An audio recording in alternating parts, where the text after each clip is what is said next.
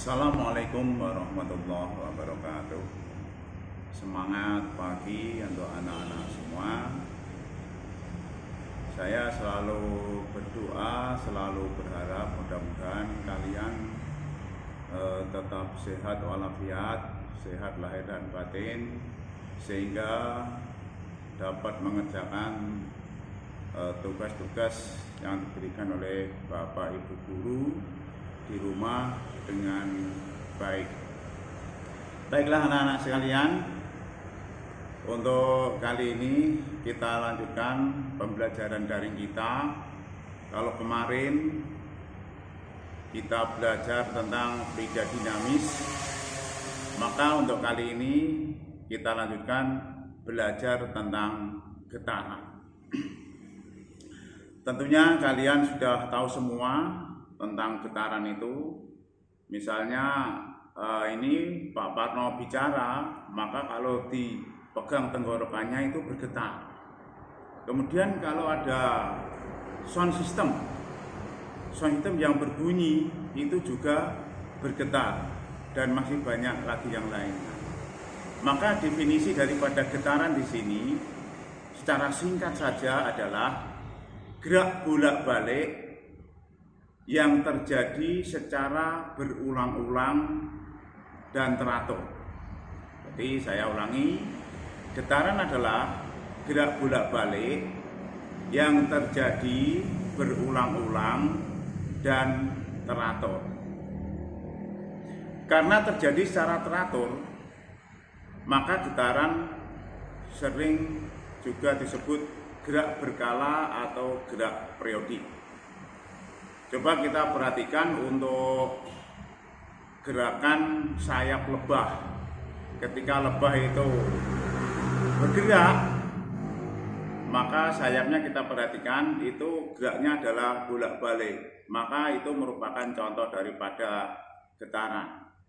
Kemudian contoh yang lain adalah gerakan daripada ayunan atau gerakan daripada bandul jam. Maka itu adalah contoh daripada getaran. Orang menggigil, mesin bor, dan mesin stamper. Mesin stamper itu adalah mesin yang dipakai untuk meratakan tanah ketika orang itu mau membuat bangunan, yaitu mesin stamper. Kemudian ada juga contoh getaran yang merugikan, yaitu contohnya adalah getaran pada mesin. Ketika kita naik kendaraan terdapat getaran juga, maka getaran seperti ini adalah getaran yang sangat merugikan. Kemudian ada getaran lagi akibat gempa bumi. Gempa bumi ini merupakan getaran yang sangat merugikan karena bisa merusak bangunan. Oke, itulah pengertian daripada getaran. Berikutnya kita pelajari tentang sebelumnya ini dulu. Ini saya berikan contoh dulu. Ya, ini adalah ada bola yang diikat tali. Kemudian ini kalau sudah tenang, maka ini pada titik seimbang. Jadi nanti kalau ini ditarik, kemudian dilepas, loh inilah yang dinamakan contoh daripada getaran. Anak-anak sekalian, ini saya lanjutkan, yaitu tentang periode dan frekuensi. Mari kita lihat ke papan tulis.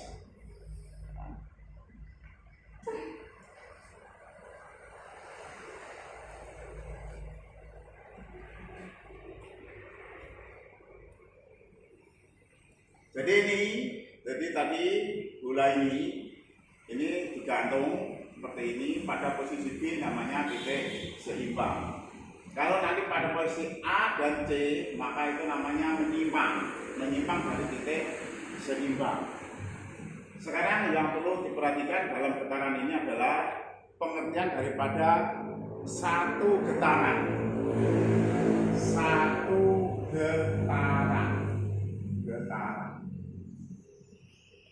Jadi yang dinamakan satu getaran adalah bandul atau bola bergerak dari titik A, kemudian ke B, ke C, ke B, ke A lagi.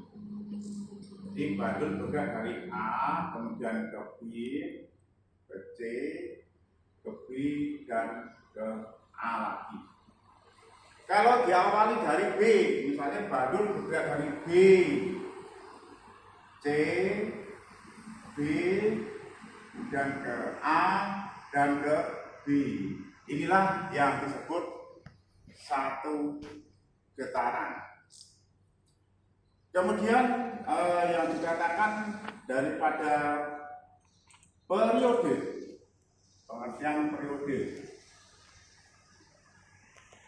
atau simbolnya P besar.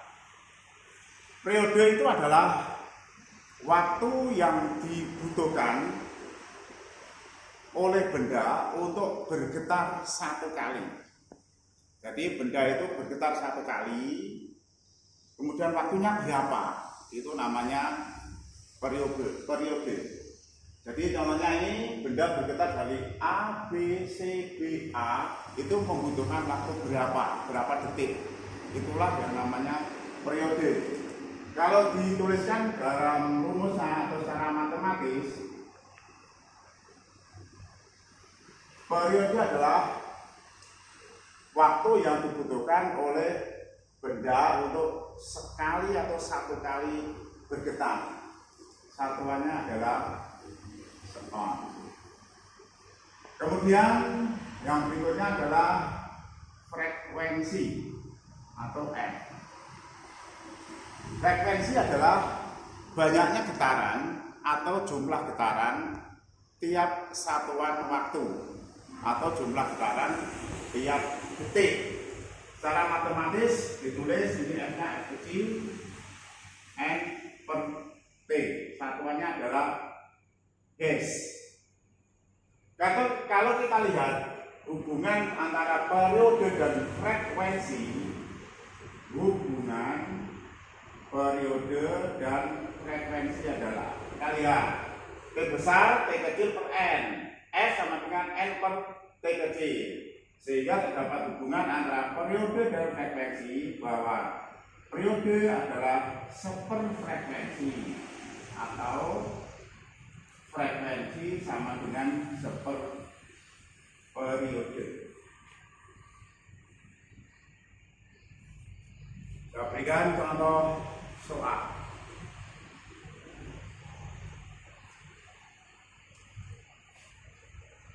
Bola diikat tali dan digantung, kemudian ditarik dan dilepaskan sehingga bergetar.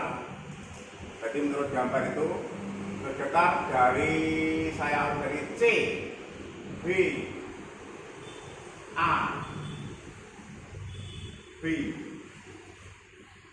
selama setengah detik. Berapa periode dan frekuensinya. Di sini kita lihat dari C, B, A, B, maka di sini belum ada satu getaran. C, B, A, B.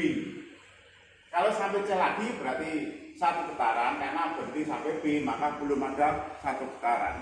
Yaitu C, B itu seperempat, B, A seperempat, A, B seperempat. Berarti N-nya di sini ada 3/4 getaran. Kemudian waktunya adalah ini setengah detik. Maka berapakah periodenya? T sama dengan N per T sama dengan 3/4 dibagi setengah sama dengan 3/4 kali 2/1 sama dengan 6/4 sama dengan 1,5 sekon. Jadi waktu yang dibutuhkan adalah atau periodenya adalah 1,5 sekon.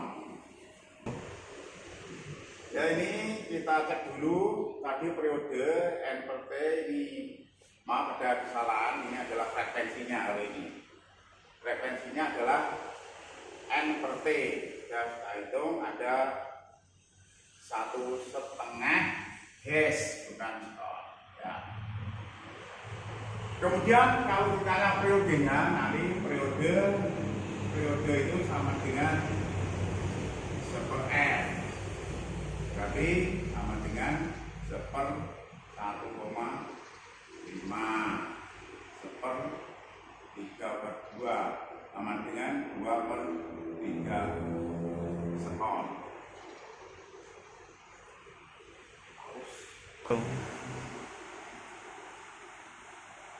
Berikutnya adalah selain pada bandul, maka pada pegas juga terjadi getaran. Jadi ini ada pegas, kemudian ini ada balok, diletakkan pada bidang yang sangat tinggi. Jadi tidak ada koefisien gesernya. Ketika balok ditarik sampai titik C, menyimpang sampai titik C, kemudian dilepaskan, maka balok itu akan bergetar terus. Kemudian kalau berhenti di titik B, B ini adalah titik keseimbangan. A dan C sama seperti bandul tadi, yaitu simpangan, titik pada simpangan.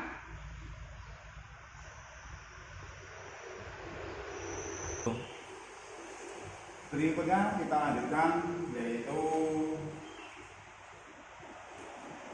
penyebab getaran. Jadi ini bandul terletak pada titik seimbang. Tarik sampai ke titik C, dilepaskan, kemudian bergetar. Ketika sampai di titik C, mau menuju titik B lagi, dan setelah sampai titik A juga menuju ke titik B lagi.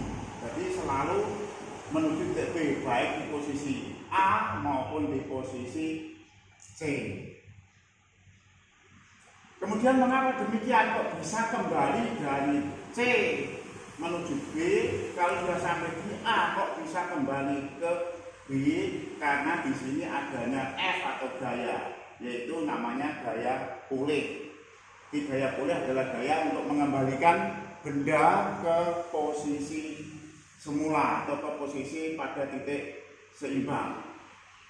Besarnya daripada gaya pulih ini adalah M kali G, M adalah massa benda, massa bandul ini, kali G gravitasi, sin theta. Sin theta adalah ini.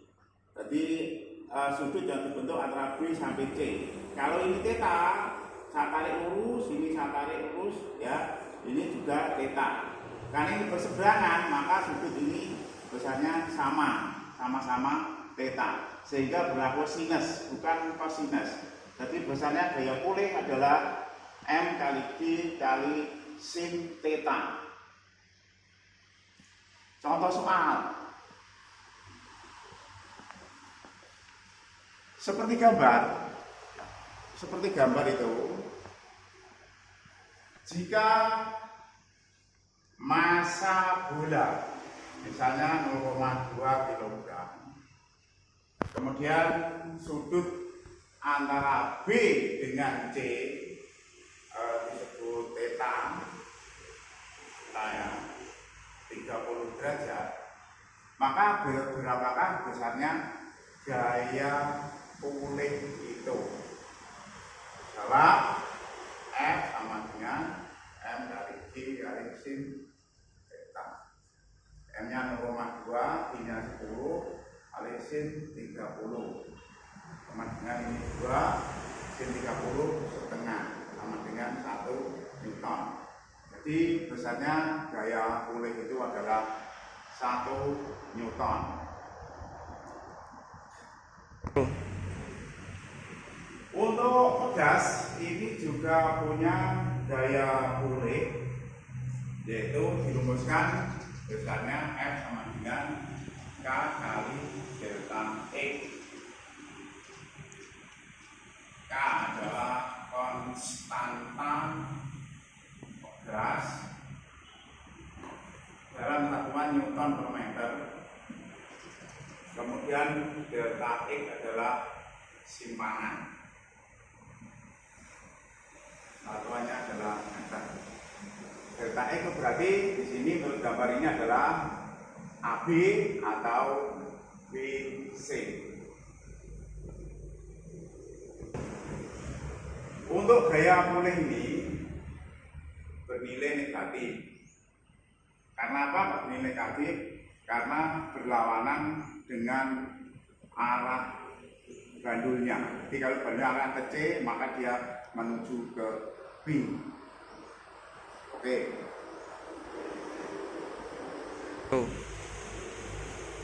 Kemudian yang berikutnya kita menghitung periode dan frekuensi pada getaran harmonik. Jadi contohnya seperti ini tadi. Untuk contoh ini maka panjang talinya misalnya diketahui yaitu L. Kalau kita hitung periodenya maka T sama dengan 2pi akar L per G, di mana L adalah panjang tali. Kalau dihitung F-nya adalah seper 2pi akar G per L. Jadi kebalikannya T sama dengan seper F atau F sama dengan seper T. Kalau itu terjadi pada pegas seperti yang telah dijelaskan tadi, maka untuk menghitung periodenya, kalau pegas itu bergetar, periodenya T sama dengan 2pi akar M per K, di mana M adalah massa balok atau massa benda, K adalah konstanta pegas. Nah, tulis saja nanti kalau lupa, massa benda atau balok menurut contoh tadi. Satuannya kilogram, K adalah konstanta pegas, satuannya Newton per meter. L adalah panjang tali, satuannya adalah meter. G adalah gravitasi bumi, satuannya meter per sekon kuadrat. G kalau sudah diketahui besarnya 10 meter per sekon kuadrat. Demikian yang dapat kami sampaikan untuk pertemuan kali ini. Insya Allah bisa kita sambung lagi. Jadi tolong ini yang sudah diberikan supaya dipelajari, karena situasinya ya seperti ini memang. Jadi kita tidak tahu nanti masuknya itu kapan, tidak tahu, sehingga kalian harus bisa mandiri belajar di rumah. Sekian, terima kasih atas perhatiannya.